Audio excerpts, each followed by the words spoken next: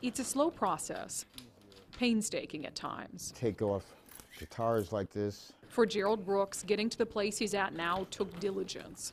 Let's see. He had to work at it. It's really been therapeutic. Every single day. And the brakes go here like in the front. Until, piece by piece, Putting the back rim on. everything fell into place. It couldn't happen no better than this. Excuse me, I'm sorry. These are tears of happiness. It's just sometimes I'm sitting here and I just don't know what to do with myself. You know, I look around and I'm just like, well, how the hell did I get here? Things are just falling into my lap. It might be hard for some of us to understand how someone could have so much gratitude for something as simple as a roof over their head, a 400-square-foot apartment in Gerald's case. But to understand his joy, you have to understand where he came from. I do remember Mr. Brooks distinctly. He was under a tree. It was just a nightmare, big time. After a job offer fell through in 2014, Gerald says he wound up living in a homeless camp in the woods.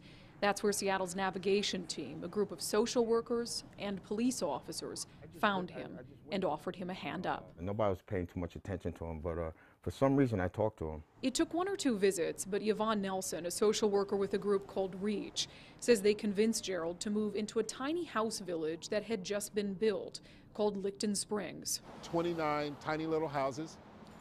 We have a women's dorm, a men's dorm, and a couple's tent. It's here that Gerald met Richard Horn, a case manager who would help him through the next part of his journey. I met him July 3rd, 2017, when I took over Licton Springs. You remember the date? Of course I did.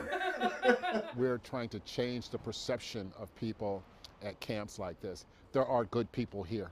They've fallen on hard times. Richard helped Gerald stay on track to get out of Licton Springs and into one of the city's affordable apartments at a building called Marion West. I have strong feelings about my clients living up to their part of the responsibility.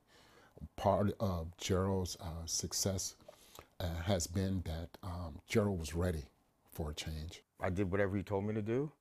He reminds me of my father, you know, so. Gerald had the key 2 weeks to his apartment before he even set foot in it. He couldn't stay there. He had a hard time transitioning out of here, and we basically had to walk him through it. You know, just try staying in there one night. Just, you know, maybe start staying in there the weekend. The navigation team, which first found Gerald in that camp in the woods, was happy to hear just how far he's come. Continuing to come back even though they say no, and just them knowing that somebody cares about their well-being has a lot to do with that. Do you think he's ever going to go back? Oh no, not as long as I'm alive. He's not going back. That's not happening. Still, Gerald knows his journey is a work in progress, much like the bikes he enjoys fixing up. Part of that progress is acknowledging the fact that his own hard work put him on the right path. Every day since I've got the keys to this apartment, something good has been happening, and I don't know how to take it.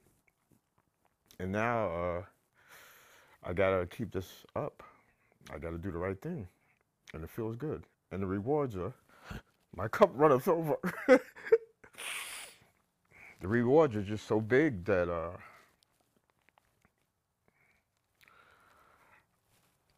I can take care of myself now.